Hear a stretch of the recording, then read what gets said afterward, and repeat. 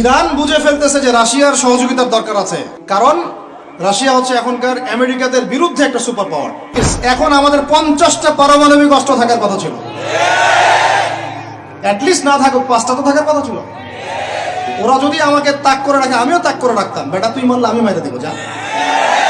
নবী সাল্লাল্লাহু আলাইহি ওয়াসাল্লাম বলেই গিয়েছিলেন যে শেষ জামানায় কাফের মুশরিকরা তোমাদেরকে এমন ভাবে আঁকড়ে ধরবে, ঘিরে ধরবে, যেন দস্তরখানায় সবাই খাবার খেতে বসেছে। সাহাবীরা ওই যুগে বলছিলেন, ইয়া রাসূলুল্লাহ সাল্লাল্লাহু আলাইহি ওয়াসাল্লাম, আমরা কি ওই সময় সংখ্যায় কম হব? অবাক হয়েছিলেন তারা, কারণ ওই সময় তো ইসলামের বিজয়ের যুগ। আমাদের এইরকম অবস্থা হবে যেখানে আমরা 313 মিলে 1000 বদরে ঠেকাই দেই, 700 মিলে উহুদে 3000 ঠেকাই দেই, মোতার যুদ্ধে আমরা কত 3000 নিয়ে 2 লাখকে ঠেকাই দেই। ওই মুসলমানদের এই অবস্থা হবে? সাহাবীরা বলছিলেন অবাক হয়ে। তখন নবীজি বলছেন, হ্যাঁ তোমাদের অবস্থা এরকম হবে, তোমরা সংখ্যায় হবা সমুদ্রের ফেনার মতো, কিন্তু 2টা জিনিস তোমাদেরকে পেয়ে বসবে, এই 2টার কারণে এই পরিণতি তোমাদের হবে। এটা আবরাহার যুগ না যে হস্তি বাহিনীকে ধ্বংস করার জন্য তৈরন আবাবিল আসবে, এটা সেই যুগ নয়। এখন আবাবিল আপনাকেই হতে হবে, আমাকেই হতে হবে। কথা কি বুঝতে পারছেন? এটা নিজেদের তাকদীর, নিজেদের ভাগ্য, নিজেদের মানে ভবিষ্যৎ আল্লাহর উপর তাওয়াক্কুল করে তার হুকুম মেনে আমাদেরকে করতে হবে ইনশাআল্লাহ। পৃথিবীর সমস্ত জুলুম উঠে যাবে ইনশাআল্লাহ। কোনো মাজলুমের অধিকার আর খর্বিত হবে না, প্রত্যেক মাজলুম তার অধিকার ফিরে পাবে ইনশাআল্লাহ। একটা বাচ্চার রক্তের প্রতিশোধ আমরা নিব ইনশাআল্লাহ। একটা বোনের ইজ্জতের বদলা আমরা নিব ইনশাআল্লাহ। একটা ভাই যাদেরকে অন্যায়ভাবে হত্যা করা হয়েছে, এদের রক্তের বদলা আমরা নিবই নেব ইনশাআল্লাহ। আমরা বেঁচে না থাকলে আমার সন্তান নিবে ইনশাআল্লাহ, ও বেঁচে না থাকলে তার সন্তান নিবে ইনশাআল্লাহ। আমরা কিছু ভুলি নাই, ভুলে যাবও না ইনশাআল্লাহ। এই দুনিয়া ততদিন পর্যন্ত ফানা হবে না যতদিন এই দৃশ্য বিশ্ববাসী না দেখছে ইনশাআল্লাহ। তোমাদের যা করার আছে করো, যা ইচ্ছা করতে থাকো। এখন বিশ্বের মুসলমানদের রক্তের হোলি খেলায় মেতেছে, যেখানে মুসলমান সেখানেই নির্যাতন, চায়নায় নির্যাতন, ওইখানে ইয়াতে কি বলবো এটা কি সিরিয়াতে নির্যাতন, তারপর ইয়েমেনে নির্যাতন, ফিলিস্তিনে নির্যাতন, ইরাকে করে গেল, তারপরে লেবাননে করে, জর্ডানে করতেছে, আরব কান্ট্রিগুলোর মধ্যে, আফ্রিকার কান্ট্রিগুলো, যে কোনো জায়গাতে তাকান দেখবেন খালি মুসলমানদের উপর নির্যাতন। এর জন্য শুধু ওরা দায়ী নয়, এর জন্য আমরাও দায়ী।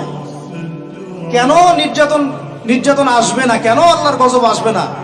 কারণ নবী সাল্লাল্লাহু আলাইহি ওয়াসাল্লাম বলেই গিয়েছিলেন শেষ জামানায় কাফের মুশরিকরা তোমাদেরকে এমন ভাবে আঁকড়ে ধরবে, ঘিরে ধরবে, যেন দস্তরখানায় সবাই খাবার খেতে বসেছে।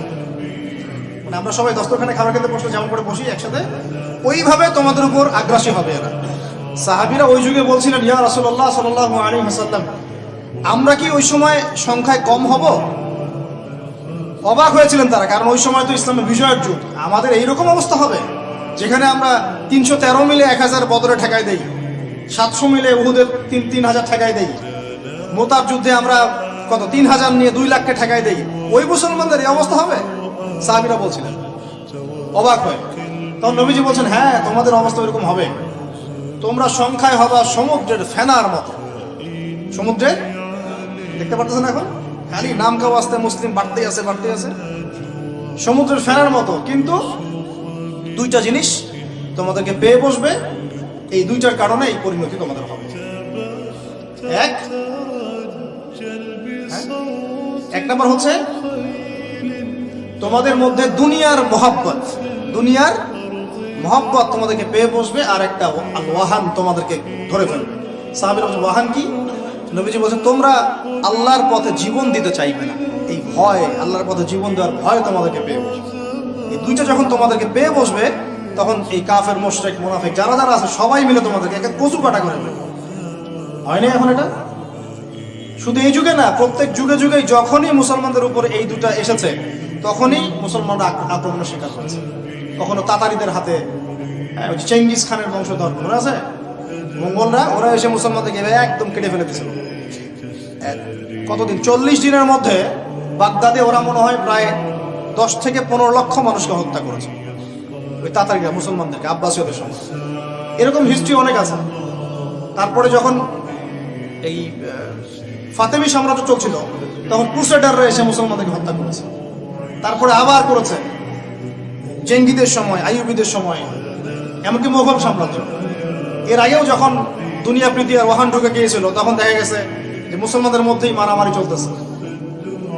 ওখান থেকে গিয়ে কর্ডোবা ইসলামী খেলাফত হয়েছে। এগুলি হিস্ট্রি পড়বেন, ইতিহাস নিয়ে ইনশাল্লাহ একদিন কথা হবে। আমার নিয়ত আছে আপনাদেরকে হিস্ট্রি শোনানোর, একদম আদম আলাইহিস সালাম থেকে শুরু করে এই পর্যন্ত যা যা হয়েছে ইসলামের ইতিহাসে একটা একটা করে ধারাবাহিক পর্ব আকারে আসবে ইনশাআল্লাহ।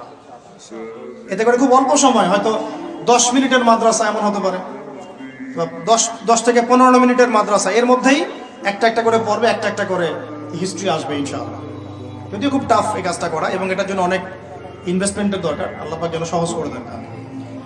তো মূল কথাটা ভাই বলছি যে যখন আমরা এভাবে দুনিয়া প্রেমে ঢুকে গিয়েছি এবং আল্লাহর পথ থেকে সরে আসছি, মার খেতে হয়েছে। এখন আমাকে বলেন তো দেখি, আমরা কি আমাদের অবস্থার উন্নতি চাই না? এতক্ষণ যা বুঝালাম, এতে কি বুঝতে পারলেন যে দিন এখন শুধু একটা নিভু নিভু বাতির মতো জ্বলছে? গুটি কয়েক মানুষের মধ্যে হক সীমাবদ্ধ হয়ে যাচ্ছে। প্রবলেমগুলোকে আপনারা ফাইন্ড আউট করতে পারেন? প্রবলেমগুলো দেখেন। সারা বিশ্বে ইসলামী কোনো খেলাফত আছে? ইসলামের কোনো ঐক্য আছে? একজন আমিরুল মুমিনিন আছে? একটা জামা আছে? একটা ইমারা আছে? আমাদের কি অর্থনৈতিক শক্তি আছে? ভিত্তিটা নাই। পুরো বিশ্বের রাজনৈতিক ক্ষমতাকে আমরা নিয়ন্ত্রণ করি না। পুরো বিশ্বের মিডিয়াগুলোকে আমাদের, এমনকি যেগুলোতে রেকর্ড করছেন যে ফোন আপনার হাতে, সেটাও তাদের।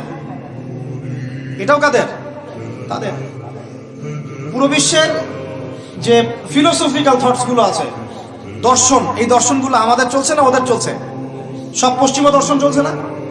এই যে নাস্তিকতা, কাদের দর্শন? আমাদের। এই যে সেকুলার কনসেপ্ট, কাদের দর্শন? আমাদের দর্শন। এই যে সো কল্ড ডেমোক্রেসি, কাদের দর্শন? আমাদের। এই যে ন্যাশনালিজমে আমরা ভুগছি, সবাই জাতি চিন্তা করি, মানে ওই ইয়েমেনে একটা মুসলমান মরলে আমার লাগে না। কেন লাগে না? ও তো ইয়েমেনি, আমি তো বাংলাদেশি। এই যে গোত্র বিভাজনটা আমরা করেছি ন্যাশনালিজমের মাধ্যমে, এতে করে ইউনিটিটা নষ্ট হয়ে গেছে। গোত্রে গোত্রে মানুষ থাকতে পারে, কিন্তু সবার মধ্যে একটা হৃদ্যতার বন্ড থাকতে হবে। এইটা ইসলাম দিয়েছিল। আনসার, মুহাজির, দুইটা আলাদা শব্দ না, দুইটা আলাদা বৈশিষ্ট্য, কিন্তু তারা কি আলাদা ছিলেন? একদম নিজের মায়ের পেটের ভাইয়ের চেয়ে বেশি, তাই না? এটা ইসলাম। আর আমরা যদি বলি আনসার এক গ্রুপ, মুহাজির আরেক গ্রুপ, আনসারকে মারলে আমার কি, আমি তো মুহাজির, মুহাজিরকে মারলে আমার কি, আমি তো আনসার, এই কনসেপ্টটা হচ্ছে একটা ন্যাশনালিজম কনসেপ্ট চলছে। ও দিয়ে দিল ফরাসি বিপ্লবের পর থেকে, 1789 সালের পর থেকে এগুলো আসছে ওয়ার্ল্ডে। 1789 থেকে শুরু করে 1914 পর্যন্ত এই সময়টাতে তারা বিশ্বটা দখল করেছে। কত সময়? 1789 থেকে 1914, এই যে সময়টুকু, এর মধ্যেই পশ্চিমারা বিশ্বটাকে দখল করেছে। আবার নতুন করে কোন কোন জায়গা দখল করেছে? প্রথমে পলিটিক্স, প্রথম জায়গাটা কি?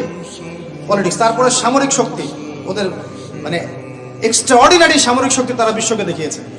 আপনি যত কথা বলেন, একদম পারমাণবিক বোম রেখে দিব তাক করে, আর বেটা তুই কথা বলতে পারবি না, এরকম একটা অবস্থা। বিশ্বাস করেন ব্যাপারটা এরকম।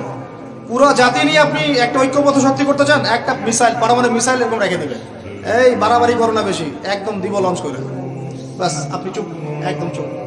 কারণ ওইটা প্রতিহত করার তো আমার কাছে ওই নাই, ক্ষেপণাস্ত্র প্রতিরক্ষা সিস্টেম তো নাই। এখন আমি যদি বলি, আমার কথা কি মন খারাপ করবেন? আমি যদি বলি যে বিগত 50 বছরে আমাদের দেশ স্বাধীন হয়েছে কবে বলেন? 71, এখন কত? 23, কত বছর বলেন? আমরা কি একটাও ক্ষেপণাস্ত্র তৈরি করতে পারলাম না? এই বিশ্বে এই ধরনের প্রযুক্তি ছাড়া কেউ টিকে থাকতে পারে? এটা কি ঢাল তলোয়ারের যুগ যে ওরা এগুলো বানাবে আর আমরা ঢাল তলোয়ার নিয়ে বসে থাকবো? কি করলাম আমরা বলেন? আপনারা তো রাগ করেন কথা বললে, রাগ না করে একটু ভালো করে মন দিয়ে শোনেন না, মন দিয়ে চিন্তা করেন না। কি করলাম আমরা এতদিনে?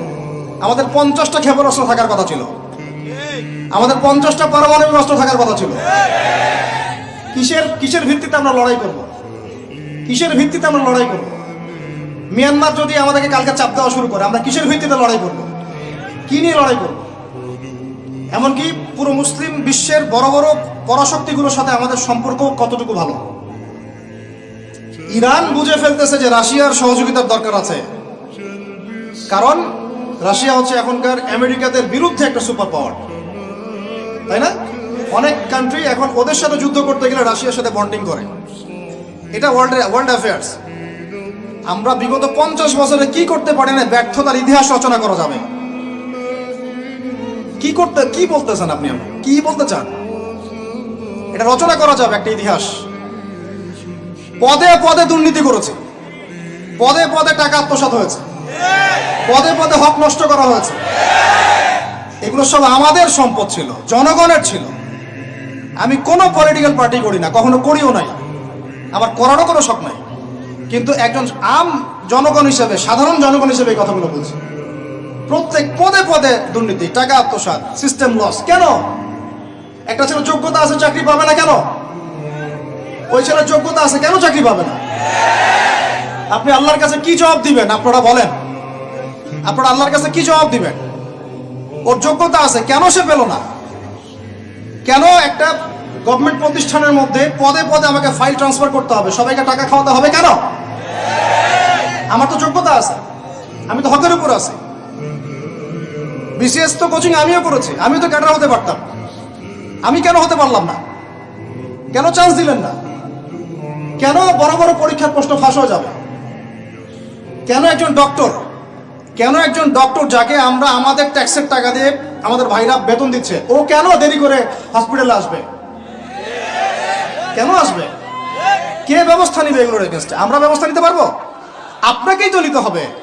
ওমর ইবনুল খাত্তাবের মতো শাসক কে হবে? আপনাকে হতে হবে, আমরা তো হব না। আর আমাদের সেই যোগ্যতাও নাই, ইচ্ছাও নাই। আমরা দায়িত্ব নিতে চাই না, দায়িত্ব ছেড়ে দিতে চাই। ইসলাম কি বলে? দায়িত্ব নিতে বলে না ইসলাম বলে যে যোগ্যকে দায়িত্ব দিয়ে দাও। কোন সাহাবী দায়িত্ব নিজেকে চেয়ে নেন নাই কখনো, বলেছেন আমাকে দেওয়ার দরকার নেই, তাকে দিয়ে দাও। আবু বকর সিদ্দিকের পর ওমর ইবনুল খাত্তাব পর্যন্ত বলছিলেন আমাকে দিয়েন না, প্রয়োজন আলীকে দেন, উসমানকে দেন। উমরের মতো মানুষ এই কথা বলছিলেন। আর আমরা এখন কি করি ভাই? আমার চরিত্র সবচেয়ে ভালো, আমারে দেন, আমারে। খালি কিয়ামতটা হয়ে যাক, আল্লাহ পাক দাঁড় করাবেন সবগুলোকে সিরিয়ালে, দেখা যাবে কে কি জবাব দিতে পারে, দায়িত্ব কতটুকু বুঝাই দিতে পারে, এটা দেখা যাবে। কেন এটা হবে? আমার কথা রাগ করেন না প্লিজ। এখন আমাদের 50টা পারমাণবিক অস্ত্র থাকার কথা ছিল, অ্যাটলিস্ট না থাকুক 5টা তো থাকার কথা ছিল। ওরা যদি আমাকে তাক করে রাখে, আমিও তাক করে রাখতাম। বেটা তুই মারলে আমি মাইরে দিব, যা। উত্তর কোরিয়ার মতো একটা কান্ট্রি, আমার সাবজেক্টে এইগুলা, আমরা ইউনিভার্সিটিতে এগুলোই পড়েছি। ও একটা কান্ট্রি, কতটুকু কান্ট্রি জানেন? উত্তর কোরিয়া দক্ষিণ কোরিয়া একসময় মারামারি করতো, এই মারামারি লাগিয়ে দিয়েছিল পশ্চিমরা। পরে উত্তর কোরিয়ার প্রেসিডেন্ট ওই বলয় থেকে বের হয়ে যায়, বলয় থেকে বের হয়ে চায়নার সাথে বন্ডিং শুরু করে, রাশিয়ার সাথে বন্ডিং শুরু করে ওদের সাপোর্টে সে আস্তে আস্তে আস্তে নিউক্লিয়ার ডিভাইসগুলো তৈরি করা শুরু করেছে। করার পরে এখন এই মাত্র বেশি না, 20 থেকে 25 বছরে ওরা এমন একটা জায়গায় চলে গেছে, খাইতে পারুক না পারুক পারমাণবিক বোমা একদম তাক করে রেখে দিয়েছে।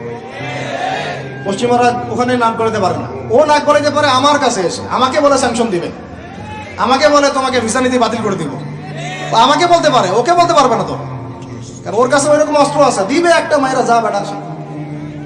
ওর পার্ল হারবার আছে সামনে জাপানের ওখানে।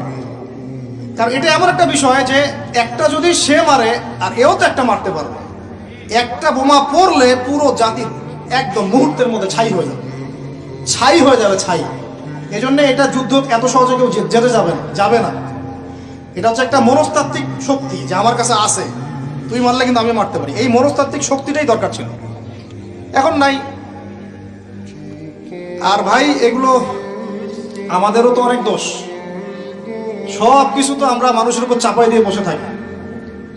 আমরা যখন অ্যানালাইসিস করতে বসি সবাই মনে হয় যে বিজ্ঞ পণ্ডিত, কিন্তু আপনি তো দায়িত্ব নিয়ে সামনে আসছেন না, আপনি তো পড়াশোনা করে উপরে আসছেন না, আপনি তো জ্ঞান অর্জন করে মানুষকে বোঝানোর চেষ্টা করছেন না। আমরা তো আমাদের দায়িত্ব পালন করছি কি? আল্লাহ পাক আমাদের সবাইকে বিচক্ষণ হওয়ার তৌফিক দান করেন।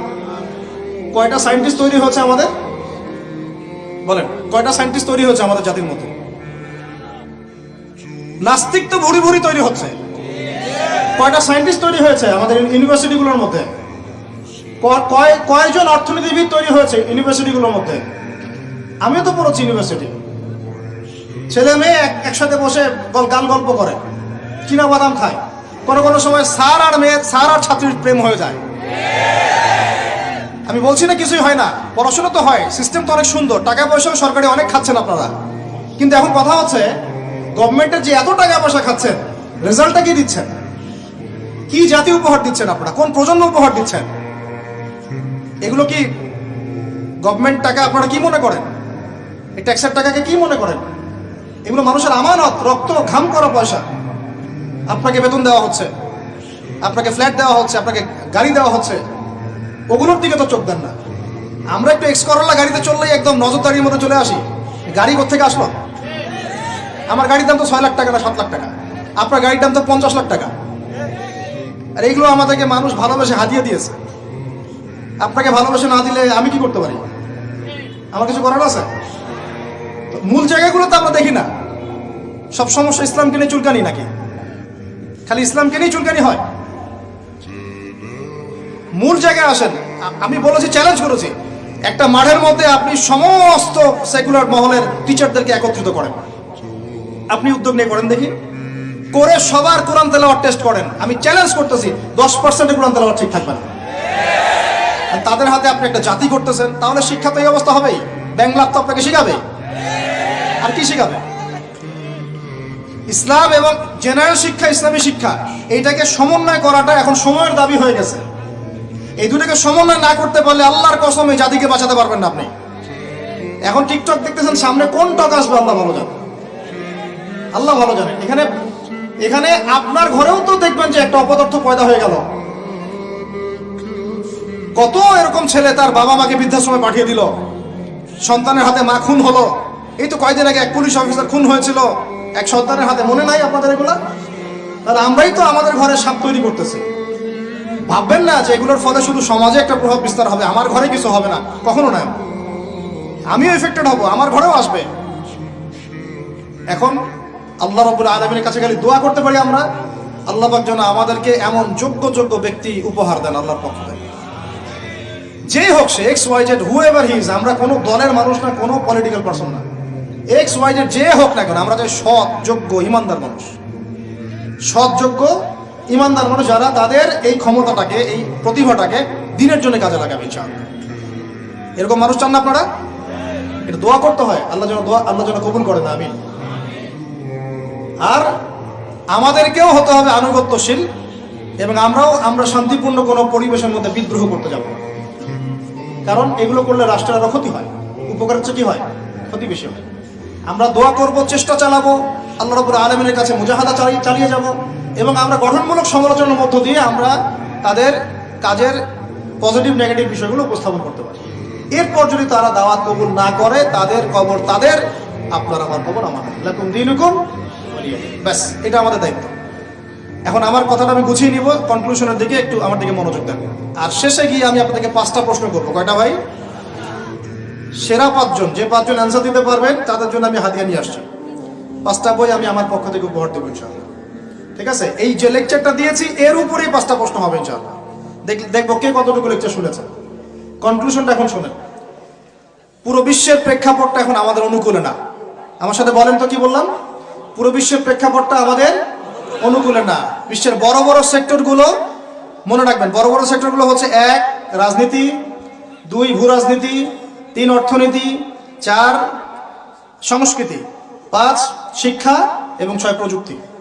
কটা বললাম? 6। এই প্রতিটা বিষয় এখন আমরা নিয়ন্ত্রণ করি না। এটাই বাস্তব, এটাই সত্য। কারা নিয়ন্ত্রণ করে? ইসলামের দুশমনরা করে, ইসলামের দুশমনরা করে। তো এরা হচ্ছে এই বিষয়গুলো নিয়ন্ত্রণ করে, প্রতিটা বিষয়, প্রত্যেকটা বিষয়, ব্যাংকিং সিস্টেম থেকে শুরু করে পলিটিক্যাল অ্যাফেয়ার্স, এভরিথিং। আমাদের হাতে কিছু নাই, কিন্তু আমরা বললাম যে ফিউচারে ঈসা আলাইহিস সালাম আসবেন এবং এটা কায়েম করবেন। এই তো কনক্লুশন। তাহলে মাঝখানে যে সময়টা বাকি আছে, এই সময়টাতে কাদের হাতে বা কোন বৈশিষ্ট্য ধারণ করতে পারলে আমাদের হাতে ওই বিষয়টা হবে? এই তো প্রশ্ন, না? এই না বিষয়টা? লাস্ট 100 বছর থেকে ওরা এই মিশনে হাঁটতে হাঁটতে হাঁটতে মোটামুটি এখন 70-80% জায়গায় কিন্তু দখল করে ফেলেছে, ফেলে নাই? ওইটা আরেকটা ইস্যু। এখন মূল কথায় আসেন। তাহলে আমরা ফিউচারটাও জানি, বর্তমানটাও বুঝতে পারছি। মাঝখানে একটা প্রজন্ম দরকার। আমরা যদি আল্লাহর কবুলিয়ত পাই, হয়তো আমরা যদি এই সময়টা পেয়ে যাই, যদি আমরা না পাই আমাদের ফিউচার জেনারেশন, যদি তারা না পায় তাদের ফিউচার জেনারেশন, এভাবে হয়তো চলতে থাকবে। কখন সেই প্রজন্ম আসবে আর কোন বৈশিষ্ট্য তাদের থাকবে, এর আগে আমি জাস্ট আপনাদেরকে দুইটা আয়াত শোনাচ্ছি। এক, আল্লাহ পাক বলছেন ইন তানসুরুল্লাহ ইয়ানসুরকুম, সূরা মুহাম্মাদে আছে, তোমরা যদি আল্লাহকে সাহায্য করো আল্লাহ তোমাদেরকে সাহায্য করবে।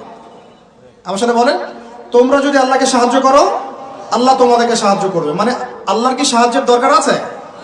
তোমরা আল্লাহকে সাহায্য করো বলতে তোমরা যদি আল্লাহর দ্বীনকে সাহায্য করো, তোমরা যদি আল্লাহর দ্বীনকে সাহায্য করো আল্লাহ তোমাদেরকে সাহায্য করবেন।